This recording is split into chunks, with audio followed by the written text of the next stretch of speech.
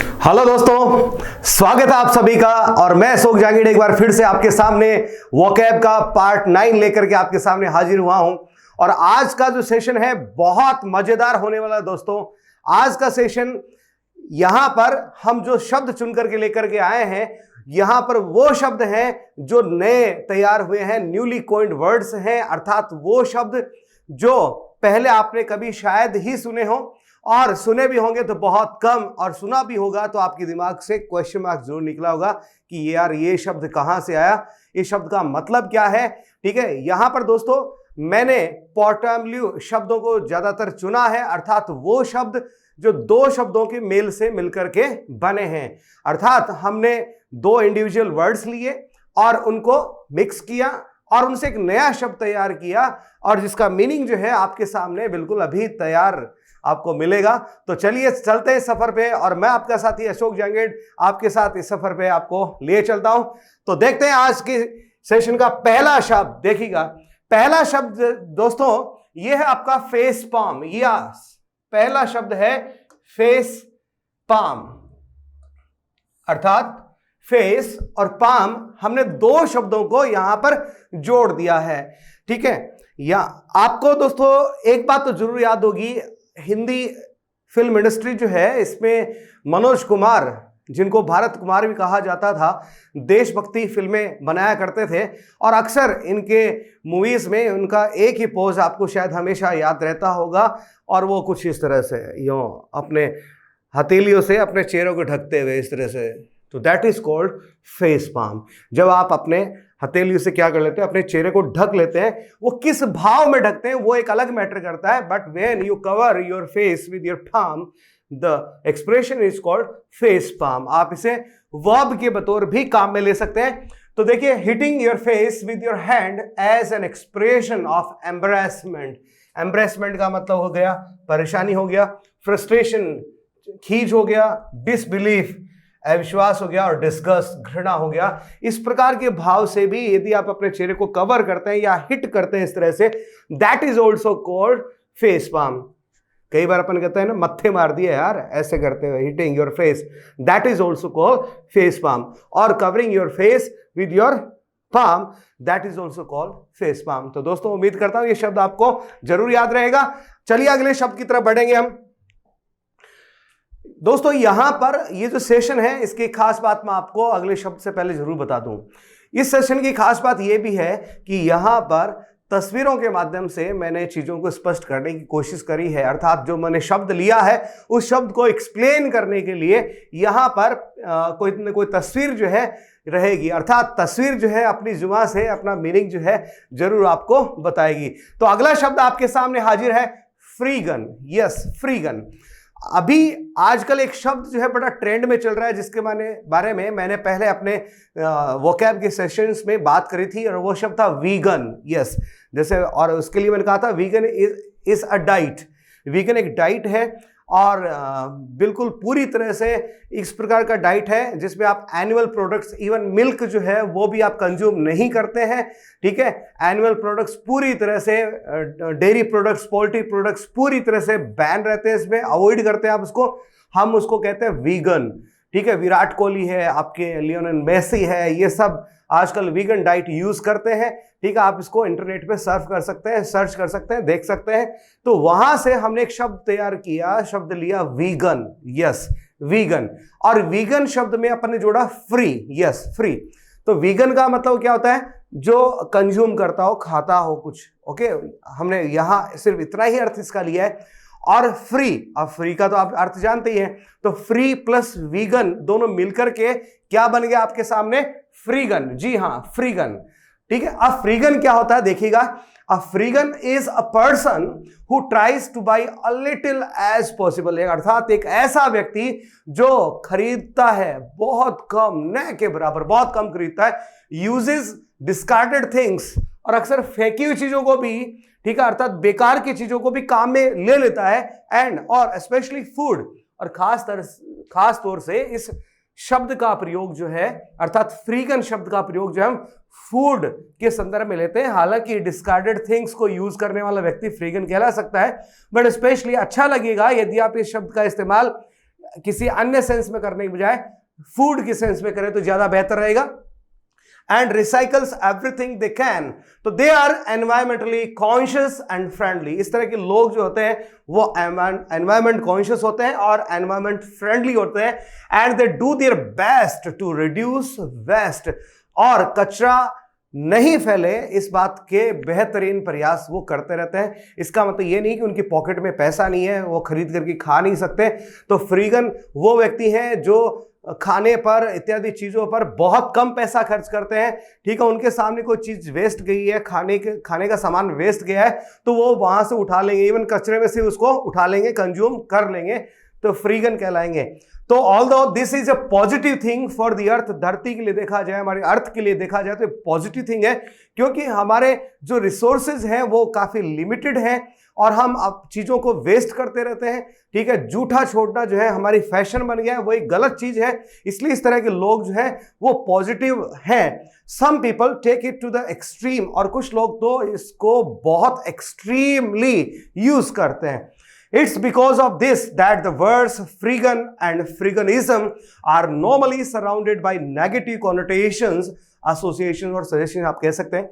और यही वजह है कि कुछ लोग जो है फ्रीगन और फ्रीगनिज्म जो है इनको नेगेटिव सेंस में, नेगेटिव मीनिंग में भी परखते हैं, देखते हैं, जो कि गलत है दोस्तों। फ्रीगन एक अच्छा शब्द है, पॉजिटिव सेंस में इसे लिया जाना चाहिए, लेकिन इसे नेगेटिव सेंस में लिया जाता है, जो कि गलत है। लेकिन आप, उम्मीद करता हूं कि आप इसे पॉजिटिव सेंस में लेंगे। तो फ्रीगन का मतलब क्या रहता है? फ्रीगन का मतलब a person who buys very little, who buys things और फूड, ठीक है, but a little and uses discarded things, बहुत कम पैसा खर्च करता है। ठीक है, who uses a little money to buy things etcetera.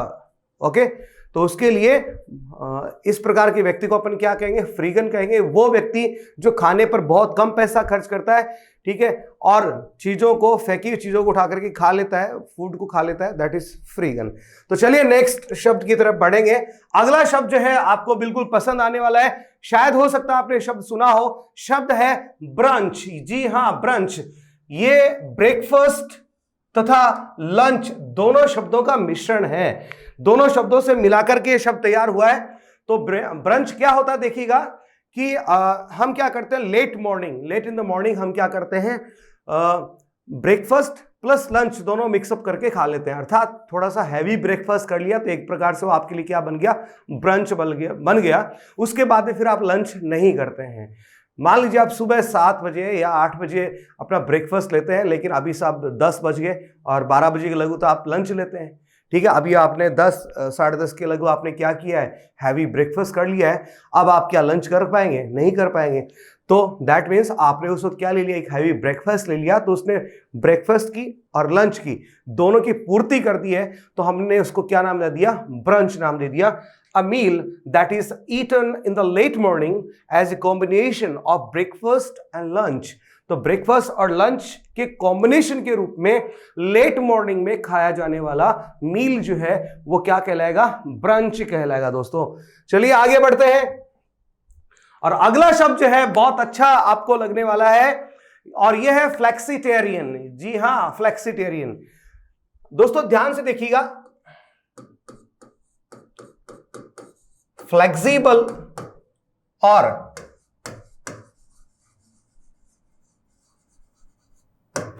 वेस्टेरियन, इन दो शब्दों के मेल से हमने क्या तैयार कर दिया है, फ्लेक्सिटेरियन।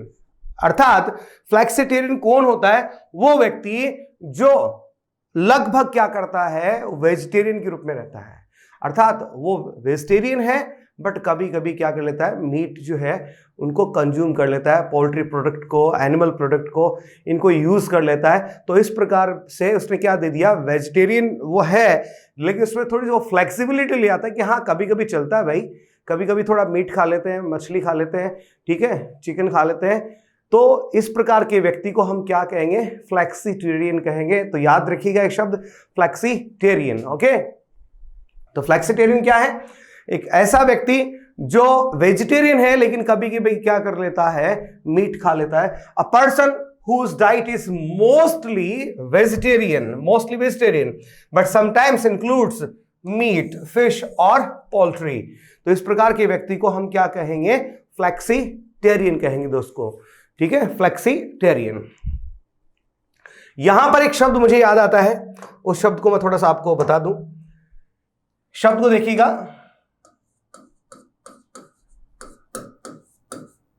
पेस्काटेरियन, पेस्काटेरियन, ठीक है। जहां पर फ्लेक्सिटेरियन है तो वहां पर एक शब्द, चलिए और मैं आपको देता हूं, पेस्काटेरियन। पेस्काटेरियन देखिएगा कौन होता है? A person who uses meat but in the form of sea food, अर्थात एक ऐसा व्यक्ति जो मीट के रूप में सिर्फ क्या करता हो? सी फूड खाता हो, मछलियां इत्यादि यही चीजें खाता हो, ठीक है, चिकन वगैरह या मटन वगैरह इस तरह की चीज बिल्कुल नहीं खाता हो। इस प्रकार के व्यक्ति को हम क्या कहेंगे? पेस्काटेरियन कहेंगे। अर्थात वो व्यक्ति जो क्या करता हो? मीट के रूप में सिर्फ सी फूड प्रीफर करता हो, ठीक है, अदर मीट्स नहीं खाता हो, उसको अपन क्या कहेंगे? जी हाँ, पेस्काटेरियन कहेंगे। चलिए अगले शब्द पे आगे बढ़ते हैं।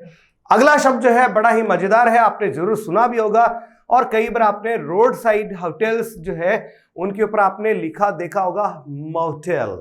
जी हाँ, मोटेल, ऐसे आपने लिखा जरूर देखा होगा, दिमाग में क्वेश्चन मार्क भी आएगा होगा, यार ये होटल तो देखा, ये मोटेल क्या होता है? तो आज चलिए मैं आपको बता ही देता हूं कि दोस्तों ये मोटेल क्या होता है। जी हाँ, रोड साइड कोई होटल है जहां पर आप क्या करते हैं? रात्रि को, ठीक है, जब आप ट्रेवल कर रहे होते हैं अपनी कार से, अपनी मोटर से आप ट्रेवल कर रहे होते हैं, तो आप वहां पर स्टे करते हैं, रुकते हैं, आपको अकोमोडेशन मिल जाता है, फूड मिल जाता है एंड आपको अपनी गाड़ी के लिए पार्किंग मिल जाती है।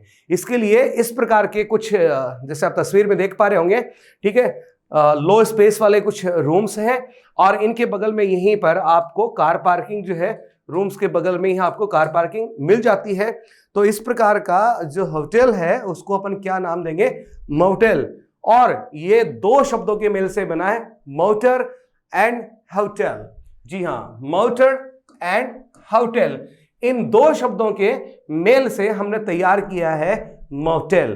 तो a hotel near a main road for people who are travelling by car और मोटर, ठीक है, मेन रोड के नजदीक एक ऐसा होटल जो जहां आप क्या कर रहे होते हैं? कार से या मोटर से ट्रेवल कर रहे होते हैं, वहां पर स्टे करते हैं, आपको अकोमोडेशन अर्थात रुकना है, ठहरना है, रात को रुकना है वहां पे, आपको तो रूम मिल जाएगा, खाना है तो खाना भी मिल जाएगा, प्लस आपको आपके रूम के साइड आपको पार्किंग मिल जाएगी, ठीक है। ऐसा यदि पॉसिबल नहीं है, पार्किंग पॉसिबल यदि वहां रूम के पास नहीं है, तो with in the territory of the hotel आपको क्या मिल जाएगी? पार्किंग मिल जाएगी, फ्री पार्किंग मिल जाएगी।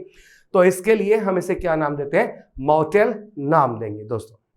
अगले शब्द पे चलेंगे। अगला शब्द है आपका स्मॉग, और यह शब्द बड़ा चर्चित रहा था इस वर्ष, स्मॉग।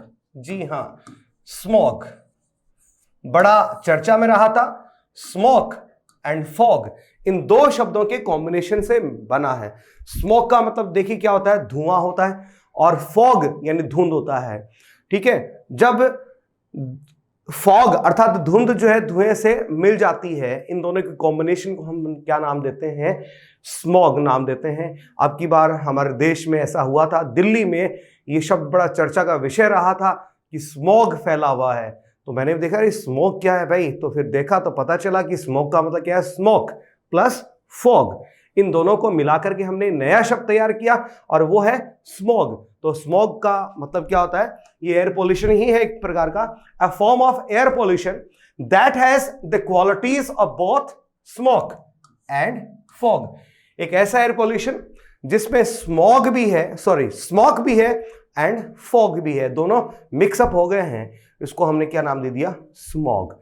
तो आपने जरूर सुना होगा ये शब्द, और आज इसका मीनिंग आपके सामने मैं लेकर के आया हूं। चलिए आगे बढ़ते हैं अगले शब्द की तरफ, और अगला शब्द बड़ा ही इंटरेस्टिंग शब्द है, ठीक है, बच्चों को भी पसंद आने वाला है और पेरेंट्स को भी पसंद आने वाला है, और कई सारे पेरेंट्स जो वास्तव में इससे ताल्लुक रखते हैं उनके चेहरे पे तो हल्की सी स्माइल भी आई गई होगी, ठीक है। तो मैं बात कर रहा हूं हेलीकॉप्टर पेरेंटिंग की बात कर रहा हूं। देखिए, पेरेंटिंग का मतलब आप अच्छे से जानते हैं, पेरेंटिंग का मतलब माँ बाप के द्वारा अपने बच्चों की देखभाल करना, उनका पालन पोषण करना पेरेंटिंग कहलाता है। और एंड हेलीकॉप्टर, तो इस तस्वीर में आप जरा देखिए, वैसे आपने हेलीकॉप्टर तो देख रखा है ना, कोई नई नेवल चीज तो नहीं आपके लिए, नेवल थिंग तो नहीं आपके लिए। तो हेलीकॉप्टर आपने देखा है मंडराता रहता है, ठीक है। तो यहां पर देखिए तस्वीर में देखिए एक बच्चा है, स्कूल बैग उसने ले रखा है, ठीक है। और उसके पेरेंट्स जो है एक तो दूरबीन लेके इसके पीछे पड़े हुए हेलीकॉप्टर की तरह से मंडरा रहे, अर्थात वो पेरेंट्स जो हर वक्त, ठीक है, हर वक्त अपने बच्चे के पीछे पड़े रहते हैं उसकी पेरेंटिंग, उसकी देखभाल के लिए। ऐसा नहीं है कि उनका गलत इंटेंशन होता है, ठीक है, गलत इंटेंशन नहीं होता है, ठीक है, उनका इंटेंशन बिल्कुल सही होता है, लेकिन वो उससे थोड़ा सा बच्चों को फ्रीडम जो है नहीं मिल पाती है जो कि हमें उन्हें देनी चाहिए। तो हेलीकॉप्टर पेरेंटिंग क्या होती है? A parent who is too much, who is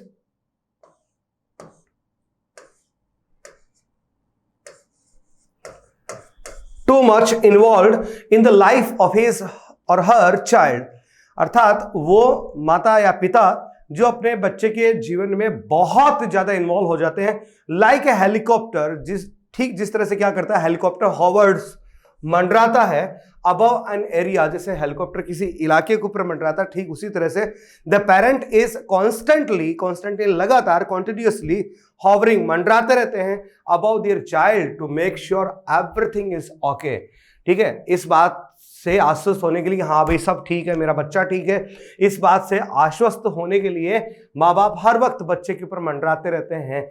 इसको हम, इस चीज को अपन क्या कहते हैं, इस प्रकार से जब पेरेंट्स क्या करते हैं, माँ बाप अपने बच्चे की देखभाल करते हैं, तो हम इस प्रकार की नर्चरिंग को क्या नाम देते हैं? Helicopter parenting. तो दोस्तों यदि आप स्टूडेंट हैं तो आप भी देख लीजिएगा कि कहीं आपके पेरेंट्स जो हैं हेलीकॉप्टर पेरेंटिंग वाले पेरेंट्स तो नहीं हैं, और यदि आप पेरेंट्स हैं तो आप भी देखिएगा कि कहीं आप हेलीकॉप्टर पेरेंटिंग तो नहीं कर रहे हैं। यदि कर रहे हैं तो थोड़ा सा इसमें ढील देने की जरूरत है। बिल्कुल, आगे बढ़ते हैं। अगला शब्द देखिएगा, बहुत ही शानदार शब्द है और दो शब्दों के मेल से यह शब्द बना हुआ है। पहला शब्द है ब्राइड और दूसरा है गॉडजिला, ठीक है।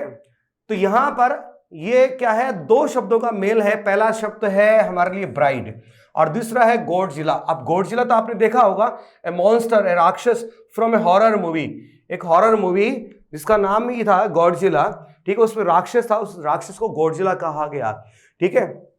तो दो शब्द लिए हमने, ब्राइड प्लस गॉडजिला। अब दुल्हन, मुस्कुरा रहे होंगे आप भी मेरी तरह से कि दुल्हन अर्थात ब्राइड जो है किसकी जैसी? गॉडजिला की तरह से, अर्थात उसमें राक्षसी गुण हो, ठीक है, अर्थात बड़ी गुस्सैल हो, तुनक मिजाज हो, ठीक, काफी डिमांडिंग हो, काफी बहस करने वाली हो। इस प्रकार की ब्राइड जो है काफी नखरे करने वाली हो, काफी परेशान करने वाली हो। तो इस प्रकार की ब्राइड को, दुल्हन को क्या नाम दिया जाता है? ब्राइडजिला। जी हाँ, ब्राइडजिला, ठीक है। तो this word is used to describe a woman, ये शब्द जो है ये डिस्क्राइब करता है उस वुमन को who behaves very badly during the process of planning her wedding. अपनी शादी की जो प्लानिंग चल रही होती है उसके दौरान बहुत बुरी तरह से बुरा बर्ताव करती है। इस प्रकार की जो औरत है, महिला होती है, लड़की होती है, उसको डिस्क्राइब करने के लिए ब्राइडजिला शब्द का हम इस्तेमाल करते हैं। तो she is extremely demanding and difficult to work with, जैसे हम किसी दुल्हन के लिए कह रहे हैं शी इज एक्सट्रीमली डिमांडिंग। देखिए तस्वीर देखिए आप, ठीक है, चेहरे के हाव भाव से आप समझ गए होंगे, समझ क्या, मेरे ख्याल में डर ही गए होंगे, जैसे मैं अभी डरा डरा आपको दिख ही रहा हूँ यहाँ पे, ठीक है। तो ऐसा ही कुछ होता है भैया। तो दूल्हे की तो खैर नहीं है यदि उसको ब्राइडजिला मिल गई हो, ब्राइड ठीक है, ये जिला और गॉडजिला इसको परे रहने देते हैं, ठीक है। लेकिन फिर भी आप शब्द जो है जरूर याद रखिएगा, शब्द क्या है? ब्राइडजिला। ओके, तो चलिए अगले शब्द की तरफ आगे बढ़ते हैं अपन। अगला शब्द जो है वो लेकर के आए, बहुत ही प्यारा शब्द है, aha moment. Yes, aha moment, ठीक है। ये एक्चुअली में आहा मोमेंट क्या है? देखिए कई बार ऐसा होता है कि हम किसी समस्या में उलझे हुए हैं, कोई प्रॉब्लम है, कोई परेशानी है, हम उसमें अटके हुए हैं, उलझे हुए हैं, और अचानक से हमें उसका सॉल्यूशन जो है वो ध्यान में आता, अपर करता, आहा अब मजा आ गया, अब अपने सॉल्यूशन मिल गया। जी हाँ, आहा मोमेंट इसी को अपन कहते हैं, ठीक है। तो देखिएगा क्या होता है, यहां पर दो शब्दों का मेल है, आहा और मोमेंट, तो बिल्कुल आपको साफ जाहिर ही है। आहा ये शब्द ही जो है ये इस तरह का शब्द है जो आपको क्या देता है? आहा, अर्थात ये आपको क्या देता है? ये आपको देता है बहुत ही खुशी, अर्थात खुशी का पल। लेकिन कब? जब आपको अचानक से किसी समस्या का समाधान मिल गया हो तब, द इंस्टेंट, वो पल, when the solution to a problem becomes clear, जब किसी समस्या का समाधान जो है बहुत स्पष्ट आपके सामने हो जाता है, और अथवा व्हेन यू सडनली रियलाइज, जब आपको अचानक से हासिल होता है किसी समस्या का समाधान, और understand something that you didn't understand before. ठीक है, तीन स्थितियां यहां पर बताई जा रही हैं कि जब किसी समस्या का समाधान आपको स्पष्ट हो जाता है तब, ठीक है, या फिर आपको अचानक से किसी समस्या का समाधान हासिल होता है तब, या फिर ऐसी कोई चीज जो आपको पहले समझ में नहीं आ रही थी लेकिन अभी अचानक से आपको समझ में आ गई, तो आपने क्या हासिल किया? आहा मोमेंट हासिल किया। तो ये जरूर इस शब्द को याद रखिएगा दोस्तों, बहुत ही प्यारा शब्द है। अगले शब्द की तरफ बढ़ते हैं अपन आगे। अगला शब्द जो है वो बहुत ही इंटरेस्टिंग है, और ये शब्द है बकेट लिस्ट। बकेट टोकरी, लिस्ट आप जानते हैं सूची। बकेट लिस्ट देखिए, टोकरी है उसके अंदर लिस्ट डाली हुई है। एक्चुअल में ये क्या होता है? बकेट जो शब्द है ये डाई अर्थात मरना, ठीक है। जैसे यहां पर एक इडियम मैं नीचे चल के काम में लूंगा, आपको पहले मैं शो कर देता हूं, kick the bucket. Kick the bucket अर्थात बकेट को लात मारना इसका अर्थ नहीं होता है, इसका मतलब होता है टू डाई अर्थात मरना। तो बकेट लिस्ट का मतलब क्या होता है कि मरने से पहले हम ऐसे कौन कौन से कार्य हैं जो हम करना चाहते हैं, उनकी जो लिस्ट बनाई जाती है, अर्थात a list containing the task और थिंग्स, ठीक है, that we want to do before we die. हमें मरने से पहले, हमारे मरने से पहले उन कामों की सूची जो काम हम करना चाहते हैं, इस प्रकार की सूची जो है वो क्या कहलाती है? बकेट लिस्ट कहलाती है। जी हाँ दोस्तों, बकेट लिस्ट कहलाती है। एक्चुअल में ये शब्द जो है हॉलीवुड मूवी है 2007 में आई थी, और इस मूवी का टाइटल ही देखिए क्या है, द बकेट लिस्ट है।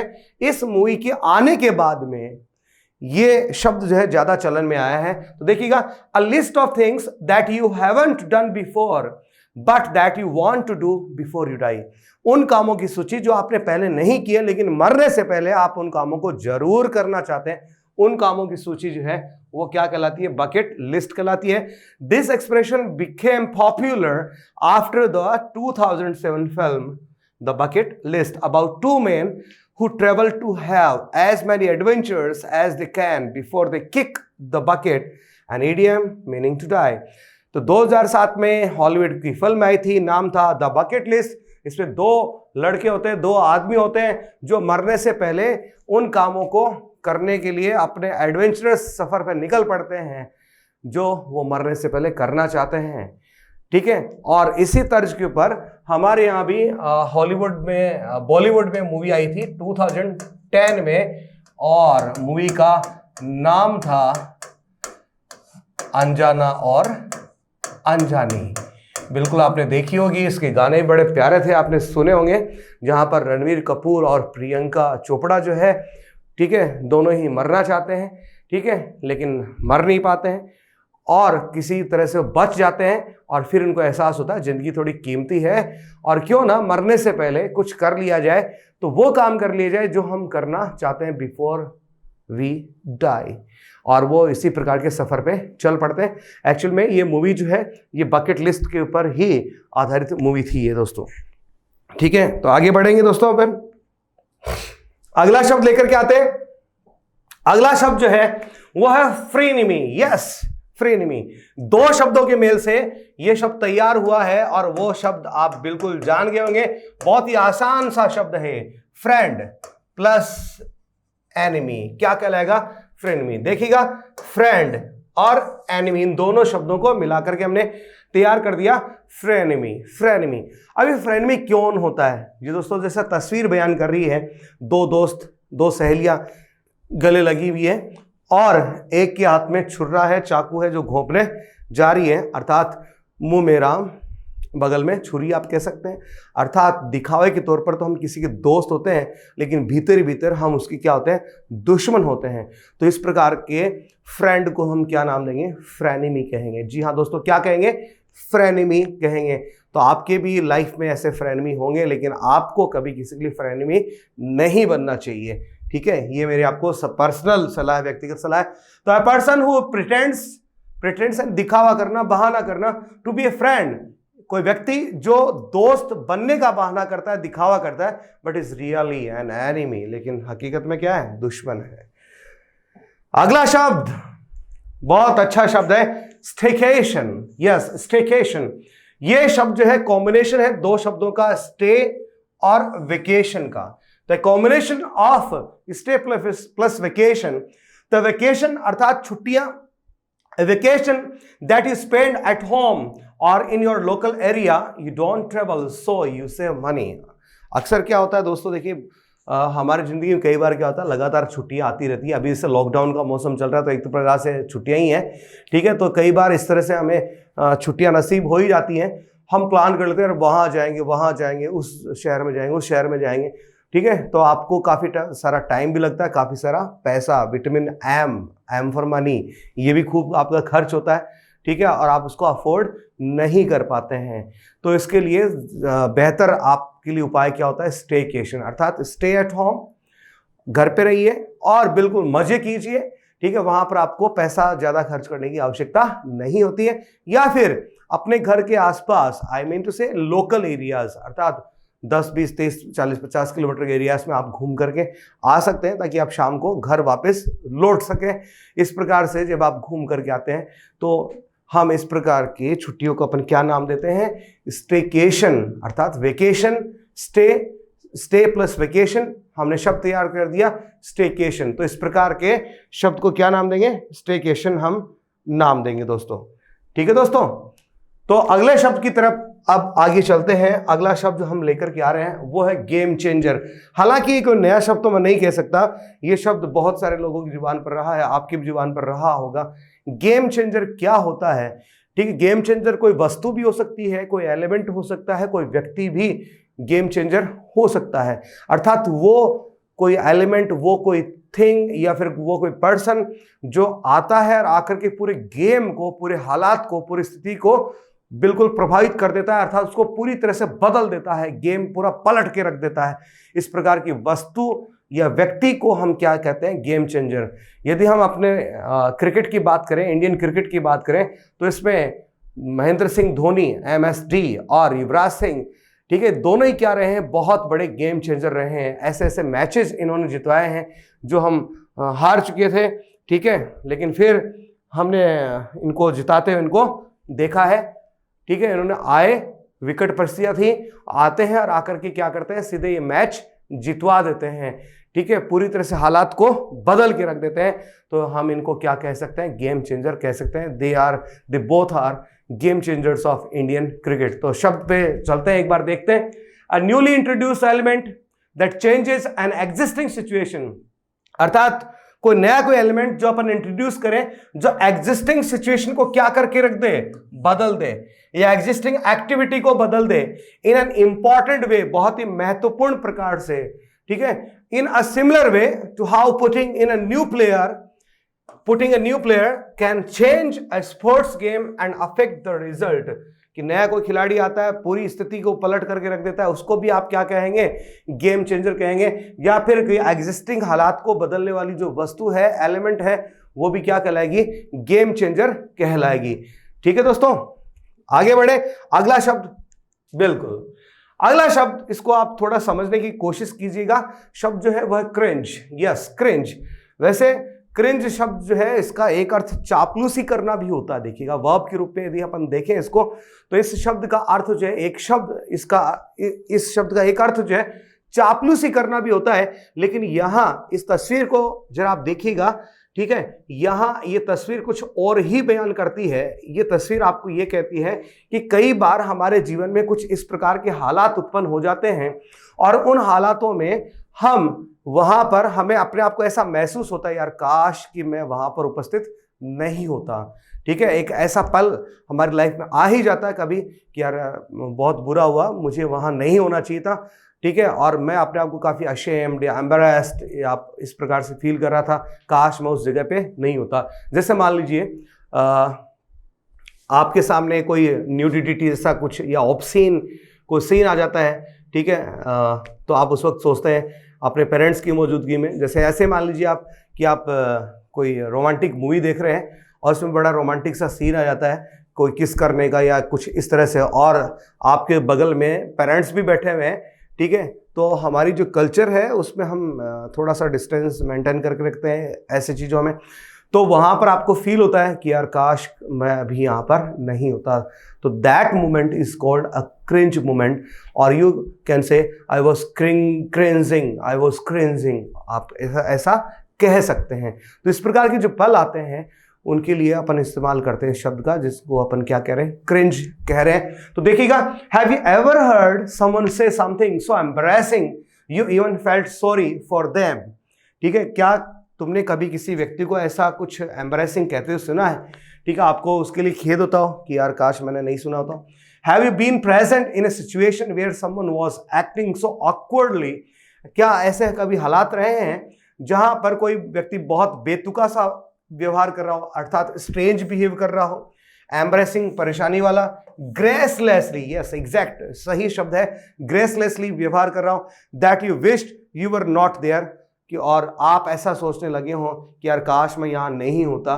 तो इस प्रकार की सिचुएशन क्रिंज मोमेंट वाली सिचुएशन कहलाती है। इफ सो, यदि ऐसा है, then you were cringing big time. तो आप क्या कर रहे थे, क्रिंजिंग बिग टाइम।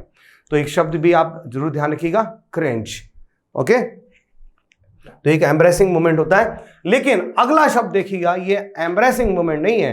पहले शब्द को जरा देख लीजिएगा, हैंग्री। यस, हैंग्री, ये दो शब्दों के मेल से बना है, hungry plus angry. Yes, hungry plus angry, इन दो शब्दों के मेल से यह शब्द तैयार हुआ है, जिसको हम क्या पढ़ रहे हैं, हैंग्री। ठीक है, जब आप भूखे भी हैं और आपको गुस्सा आ रहा है, आपको गुस्सा आ रहा है और भूख लग रही है, तो उस वक्त आप क्या है, हैंग्री। तो have you ever been hangry, क्या आप कभी हैंग्री रहे हैं? मेरे ख्याल में हर व्यक्ति अपने जीवन में कभी न कभी हैंग्री जरूर रहा है, कि भूख भी लग रही थी और गुस्सा भी आ रहा था। ठीक है, तो आई नो आई हैव, मैं जानता हूं भैया, मैं तो रहा हूं।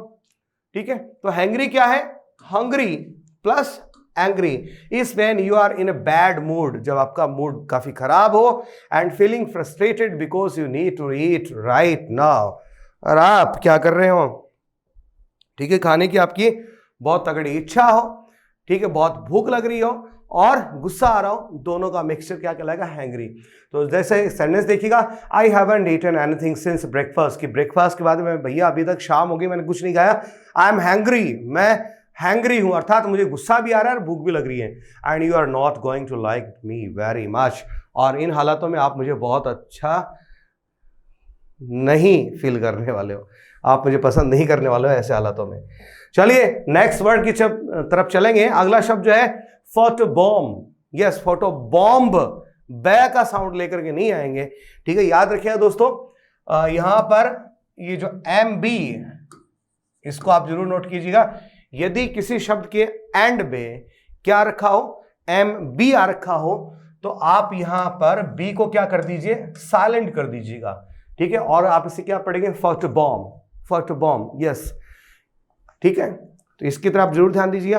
फोटोबॉम्ब देखिएगा क्या होता है, जैसे हम पब्लिक प्लेस पे खड़े हैं, अक्सर ऐसा पब्लिक प्लेस पे होता है, जरूरी नहीं कि पब्लिक प्लेस पे हो, ये प्राइवेट प्लेस पे भी ऐसा हो सकता है।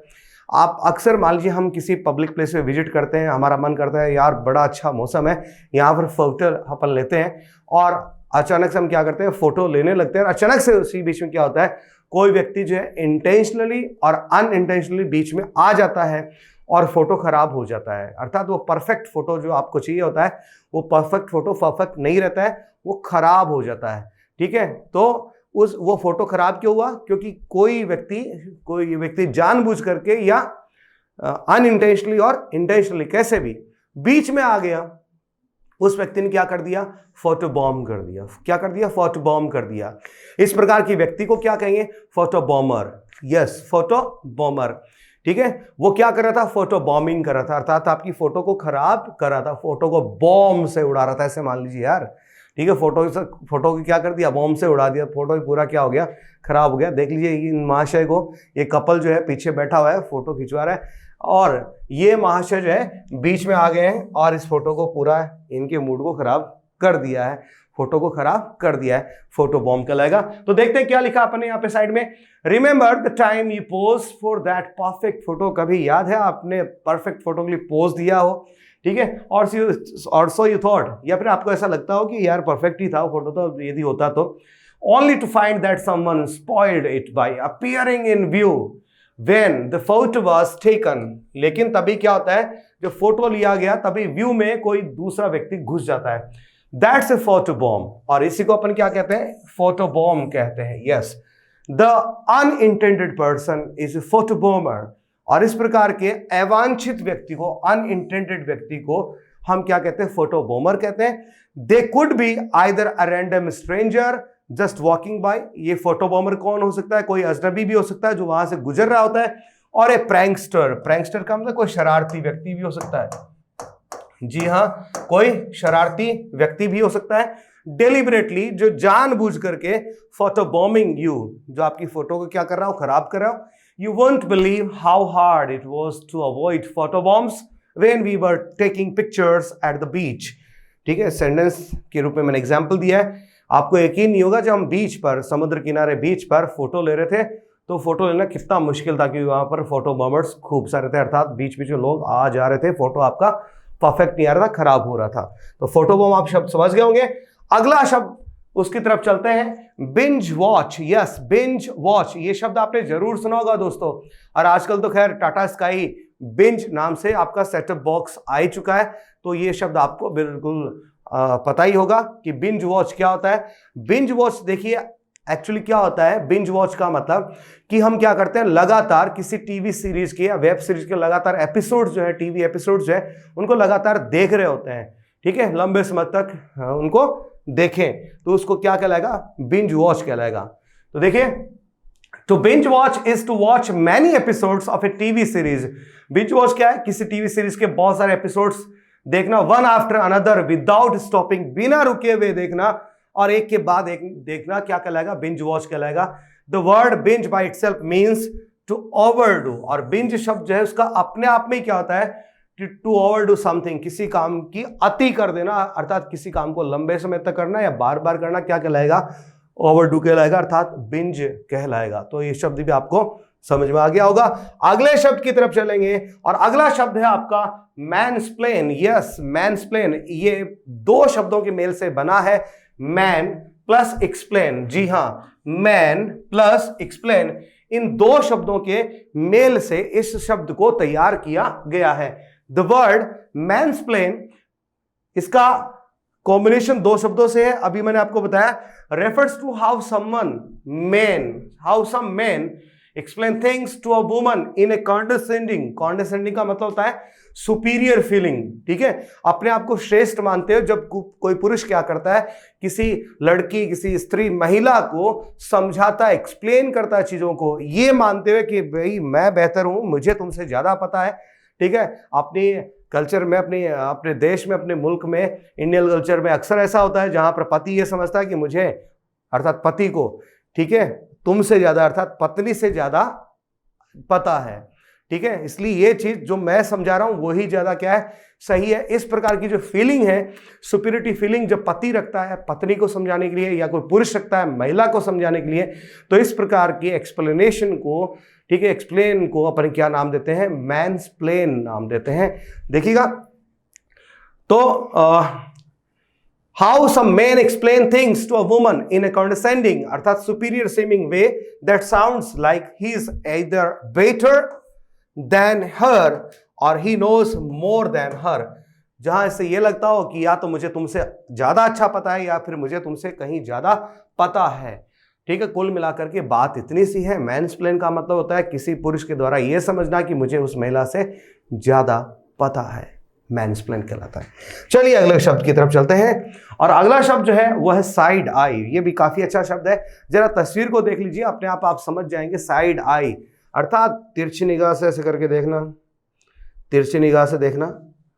ठीक है, और ये तिरछी निगाह वाला लुक जो है, ये आपको बताता है कि भैया कि जो बात कही गई है, ठीक है, मैं उस पर अप्रूवल नहीं दे रहा हूं या दे रही हूं, यहां तो दे रही हूं, ऐसा ही कुछ है, आप समझ गए होंगे।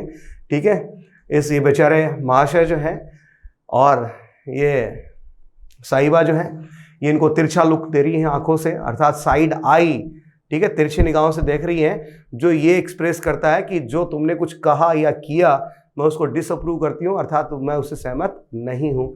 ठीक है, तो साइड आई का मतलब क्या होता है देखिएगा, have you ever given someone a disapproving look with sideways glances of your eyes. क्या आपने कभी ये तिरछी निगाह से किसी व्यक्ति को डिसअप्रूविंग लुक दिया है? बिल्कुल दिया होगा। ठीक है, this is called giving someone the side eye to show you are annoyed and don't approve of them और देयर बिहेवियर। जो ये दिखाता है कि हम या तो आपसे नाराज हैं या फिर आपकी बात से सहमत नहीं है। तो नेक्स्ट टाइम जब आप किसी व्यक्ति की बात से नाराज हो या सहमत नहीं हो तो आप सीधा क्या कर सकते हैं, ऐसे तिरछी निगाह से इसको देख सकते हैं। ठीक है, साइड आई आप दे सकते हैं। और आज के इस सेशन का अंतिम शब्द जो है मैं आपके लिए लेकर गया हूं वह चिलैक्स। यस, क्योंकि इस शब्द के बाद में आप चिलैक्स ही करने वाले हैं, अर्थात चिल प्लस रिलैक्स, ये दो शब्दों के मेल से बना चिलैक्स। ठीक है, रिलैक्स मतलब आराम करना, जैसे आप देख सकते हैं एक कैरिकेचर आपके सामने है। ठीक है, बिल्कुल इसमें बंदा जो है बड़े आराम से मजे में है। ठीक है, चिल मार रहा है। ठीक है, और रिलैक्स कर रहा है, तो हम क्या कह सकते हैं, ही इज चिलैक्सिंग। क्या कर रहा है, चिलैक्स कर रहा है। ओके, तो चिलैक्स जो है वर्ब है। If you blend and mix करना द वर्ड्स चिल, जिसका अर्थ होता है relaxed and relax, you get the verb to chillax. तो आज के सेशन में दोस्तों मैं आपके लिए 20 शब्द जो है चुन करके लेकर के आया था, और ये शब्द जो है दो शब्दों के मेल से बने हुए थे, और उम्मीद करता हूं ये आपको काफी पसंद आए होंगे। और यदि आपको पसंद आए हैं तो चैनल को लाइक कीजिएगा, और ज़्यादा ही कुछ पसंद आए तो सब्सक्राइब यार कर ही दीजिए, और सब्सक्राइब करने के बाद चैनल आप शेयर भी कीजिए। आपका चैनल है, मेरा चैनल नहीं है, यहाँ से आप सीख रहे हैं तो ये चैनल आपका होता है।